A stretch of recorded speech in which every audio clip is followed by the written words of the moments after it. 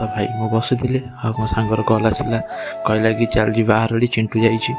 Then मो बो को पचारि बो आरड़ी जी कि ना बो मत परमिशन देला हाँ जा।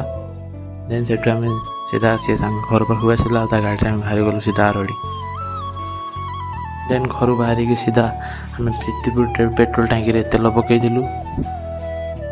देन तापर तेल पकई सारिकी सीधा बाहर जाइलु आम से सांग पाखु। आ से सांग ना चिंटू भी आ मो ना भी चिंटू। देन डायरेक्ट जाइए चिंटू पाखे आम पहुँची जाइलु।